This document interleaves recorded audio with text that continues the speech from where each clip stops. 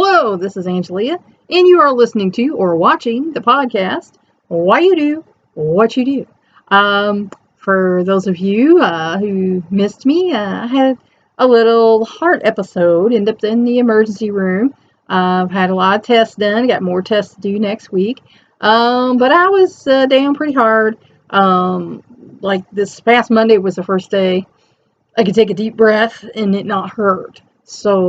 But I'm going to go. There's no damage to the heart. They think I could have had a pulmonary embolism, as was said in the ER, but there's no evidence of anything. I do have some granules in my lung. I've always had one, but now there's more. But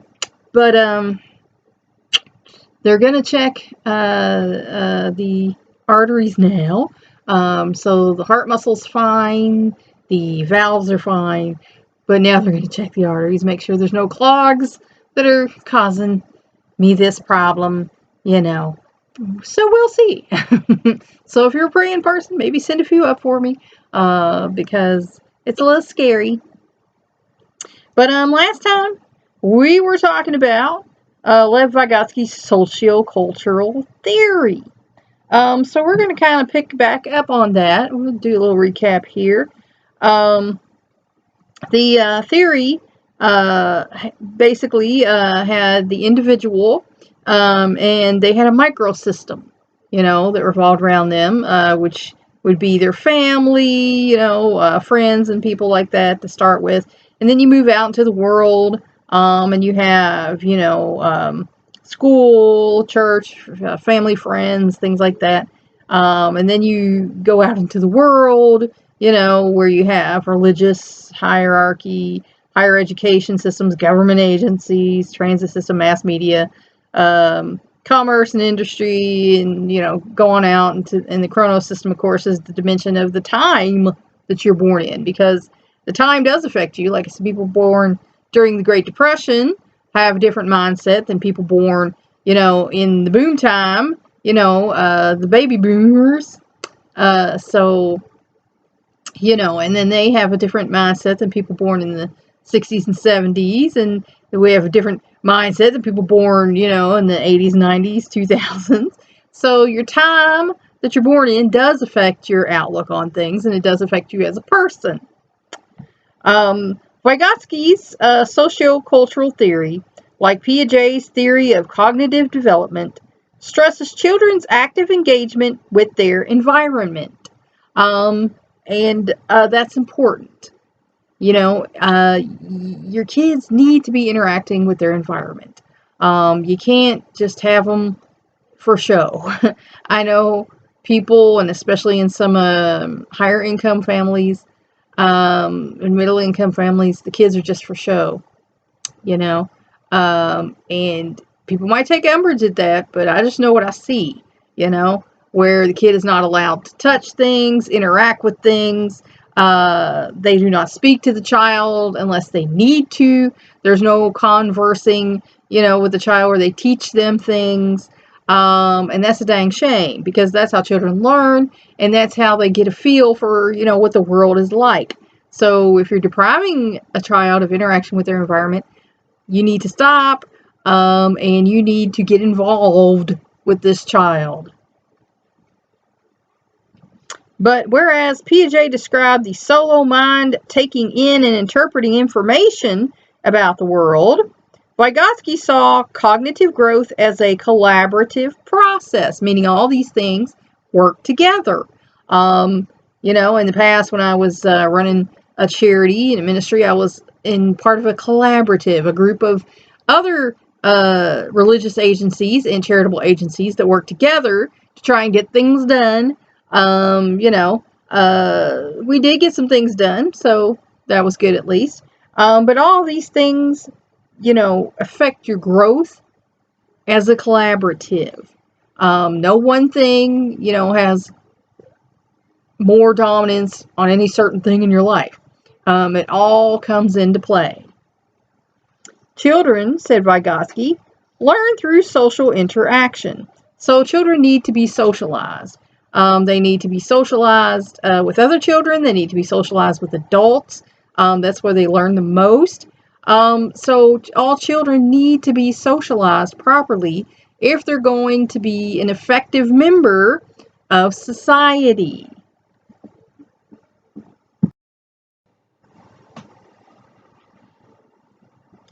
Children, said Vygotsky, learn through social interaction, and of course they do. We touched on that. They acquire cognitive skills as part of their induction into a way of life. So, you parents, when you're teaching your kids what you believe, what you're supposed to do at church, how you behave out in public, you're inducting your child into your way of life. Now, when they're grown, they can choose to follow in those footsteps, or they can choose their own way and not follow in those footsteps.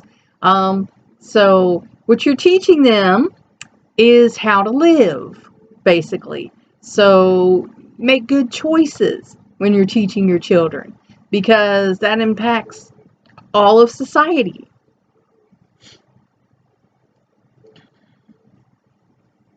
Shared activities help children to internalize their society's ways of thinking and behaving, and to make those ways their own. And all societies have things that are usually unique to them. So when you're teaching a child, you're teaching them your society's way. Now, your society and this one up here might be different. And this one down here might be even more different. And this one over here might be way different. So you have to take into consideration when you're dealing with others that their ways may not be your ways. And of course, you're going to think your ways are the best because that's how you learned. But not necessarily. And especially if they grew up in a certain climate, in a certain culture, with a certain way of doing things, then that's going to be what they think is the best way.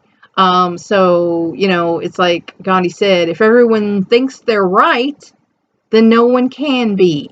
So, According to Vygotsky, adults or more advanced peers must help direct and organize a child's learning before the child can master and internalize it, because they need guidance. You can't just set your children free, and this was something that was done especially, in farming families, no offense, and families where there was more room for the children to play outside, where the child was basically set loose outside to play and then came in later. And then we had a lot of, no offense, ignorant people who did not have a lot of knowledge about things other than, what they found out playing in the yard or, on the farm. And if that's going to be their way of life and they want that, that's fine. But it's better if you teach your children. Your children need to learn. And there's, as we talked about, there's a window of opportunity in time where they're learning. So if you miss that window, that's going to be harder for them to learn new things later on. And this is why a lot of children go to school and they're not ready for school. And this is why, they developed pre-K and, Head Start, whatever your community calls it, because there are kids who are just not ready. They're not used to learning. They're used to just playing all the time, and that's what they want to do. So you need to teach your child. And everything's a teaching moment. You're washing your hands. You can teach them how to wash their hands well, how to brush their teeth well. Everything is a teaching moment. I was taught how to do everything pretty much. So, everything is a teaching moment. And this way they become well-developed people. According to Vygotsky, this guidance is most effective in helping children cross the zone of proximal development, the gap between what they already are able to do and what they are not quite ready to accomplish by themselves. And of course, proximal means nearby, and that's, one of your circles there that you come out into, that you learn from observing other people. Like I said in another podcast, you learn to snap from other kids. You learn to whistle from parents or other kids. You learn how to be competent in doing things in the world by watching other people do them. If we had to learn everything by ourselves with no examples to follow, that would be really hard. And some people do have to learn that way, because they're just neglected. And that's sad, but, they're going to have a harder life. But if you're teaching the child, if you're allowing others to teach the child, then they're becoming more competent at doing things. Children in that zone for a particular task can almost, but not quite, perform the task on their own. And that's part of learning. None of us ever just popped up first time we tried to do something and did it perfect. That would be amazing. And if you did, good for you. But most of us have to learn how to do a thing, and then we perfect how we do a thing, and then we become competent, at doing a thing, and then we can excel at doing a thing. So, there are stages of, doing a thing. With the right kind of guidance, however, they can do it successfully. And again, the word guidance there. Children need guidance. We all need guidance. So if you're not guiding the child, if you're just kind of letting them do their thing and not teaching them anything, you're letting them down, because they need that guidance. In the course of collaboration, responsibility for directing and monitoring learning gradually shifts to the child. Because, like I said, they need the guidance. But you're in collaboration with them. And school is in collaboration with you all, and the world in general is in collaboration with you all. So, as the saying goes, it takes a village. And it does, because the children learn from everyone. They're always watching, they're always learning, they learn what they live. And responsibility. That is something you need to teach your children. I see a lot of adult children, and I saw some when I was doing life coaching, adult children who do not take responsibility for their own actions. They are always the victim. Everyone is always doing stuff to them. And, it's like, you need to take responsibility for your own actions. If you're treating people badly, they're going to react to that. If you are abusing people and using people and saying mean things, they're going to react to that. Take responsibility for your own actions. You're not always the victim, unless you are. But again, if you're saying and doing mean things to people, you can only expect that they're going to do those back to you. Take responsibility for your own actions. And this is what you need to teach children, that they are responsible for their own actions. And even when there's punishments and rewards, you need to explain to them why they're being rewarded, why they're being punished. I've heard, what you did. No, you explain to them exactly what they did, why it was wrong, why they're being punished, and when the punishment's going to be over, and what all it entails. Give them every detail, because that way they learn that they are responsible for their own behavior, and that is an important thing. And if more people did that, society would not be as messed up as it is today. Because like I said, there are some people,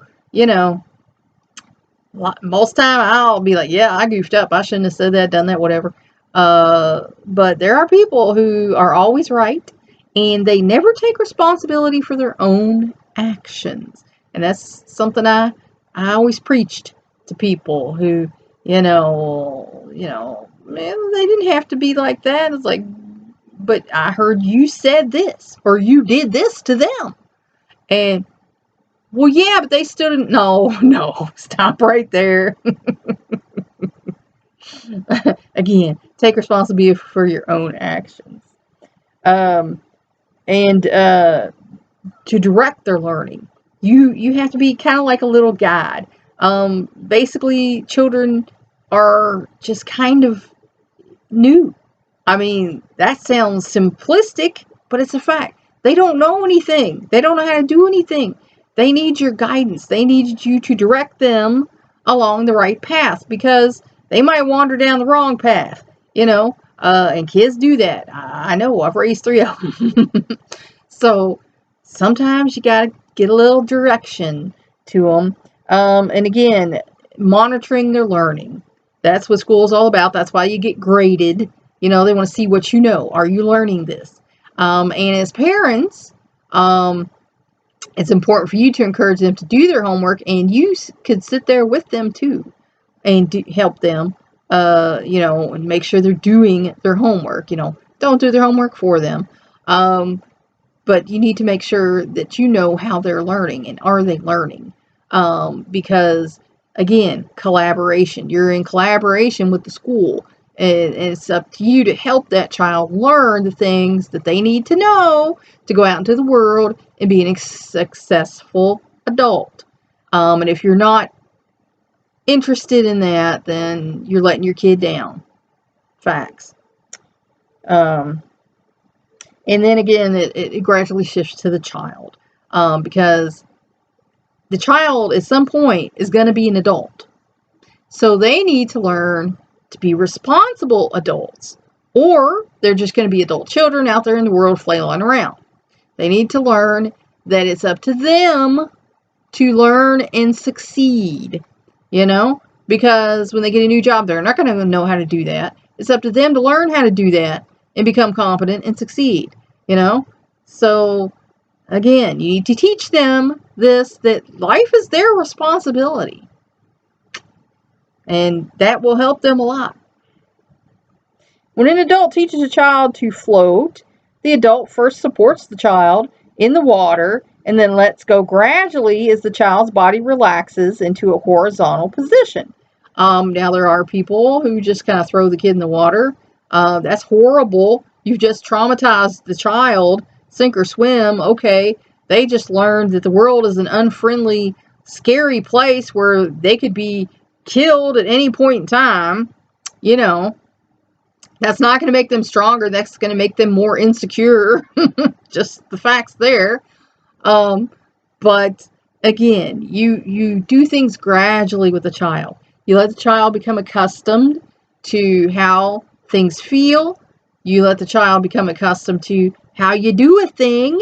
And then let them try the thing for themselves and become competent at the thing for themselves. Because they're little scientists. They're learning. They don't know how to do anything. It's your job to teach them. When the child seems ready, the adult withdraws all but one finger and finally lets the child float freely. And, that's important too. And this is just an example in a book, but it is good to teach your child how to float in case they fall into a pool or something. It's good to teach them how to swim or get them swimming lessons if you don't know yourself.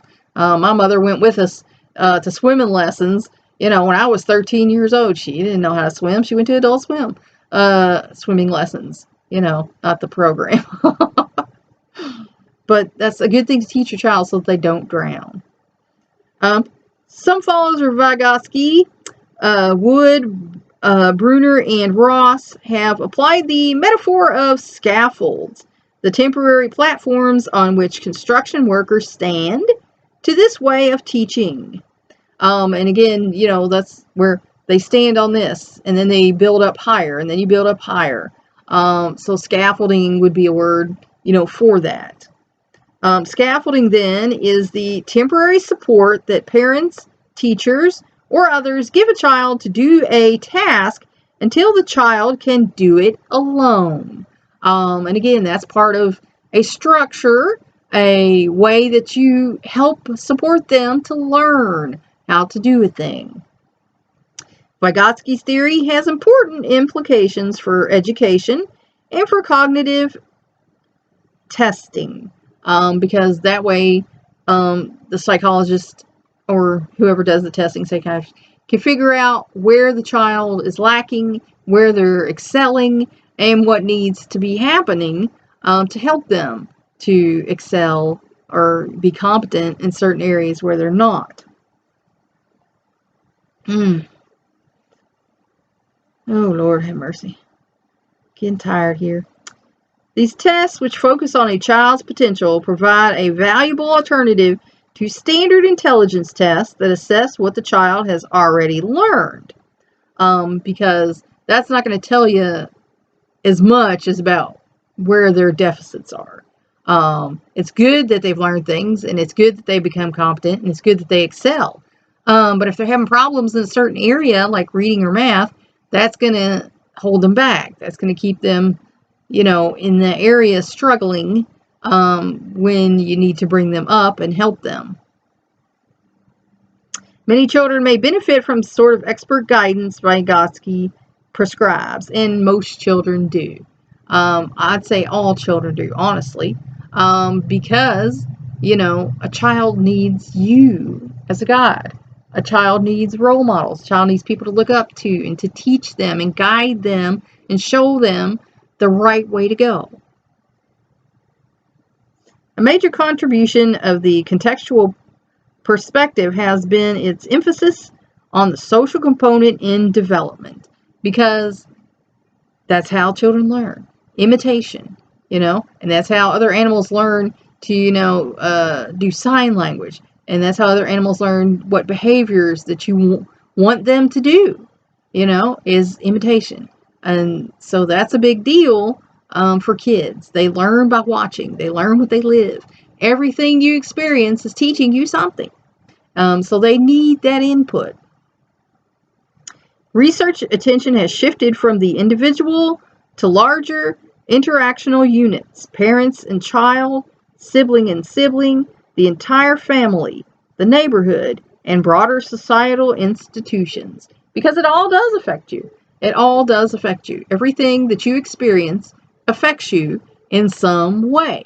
So they're starting to see that, it's just not mom or, mom and sometimes dad that affects this whole child. It's all of it. You can't take, pieces of the kid out and fix a piece and, expect that's going to fix everything, because society as a whole affects the child. Excuse me. The time that you're living in affects the child. It's all relative.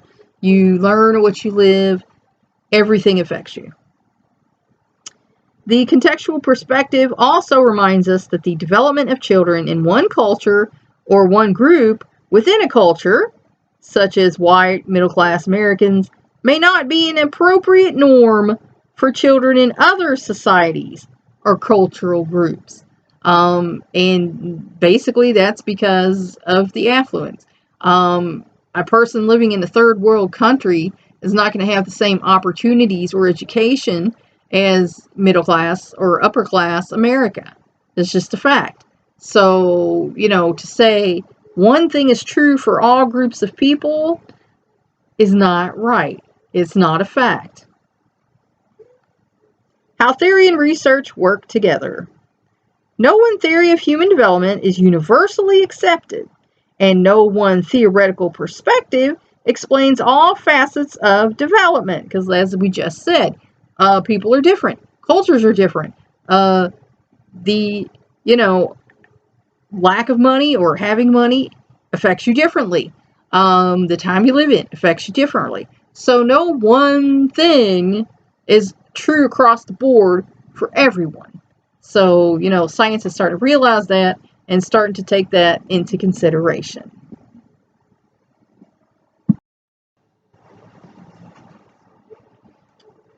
Okay.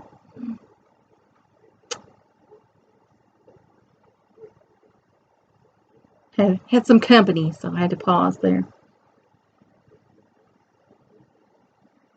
The contextual perspective also reminds us that the development of children in one culture, okay, we covered that one. Let's see here. Okay, yeah, we did that.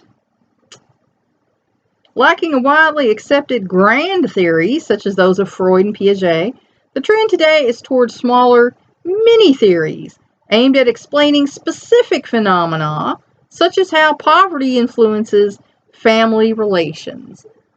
Because it does. When there's stress in the home, especially, from poverty or abuse, that affects the children. That affects the way they think about the world, the way they relate to the world, and that's a shame, but it's just a fact of life. At the same time, there is increasing theoretical research exploration of the interplay among the physical, cognitive, and psychosocial domains. So again, they're trying to look at the different aspects of a person and how these things develop, and what affects these things, because there are different, cultural groups. There are groups, that develop during wartime, and of course that has the child scared, and their outlook on the world is not going to be one of, the world's a happy, wonderful place. It's like the world is a scary place that, war could erupt at any minute. So it does affect the way you think. There also is growing awareness of the importance of historical change and of the need to explore cultural diversity. Because like I said, things change as time goes on. So the way your grandparents thought about things is not the way your parents thought about things, not the way you think about things, not the way your children are going to think about things, or your grandchildren. Because time marches on, waits for no man or woman, and, ideas about things change as we learn more, because we are learning more and growing. My children, and I can admit this, there's a lot of parents and grandparents who don't admit this, but my children know more than I do about certain things. Now, there are things they're lacking in because it's not been their experience, and I've had to teach them some things. So, don't discount your children or grandchildren because they're younger than you.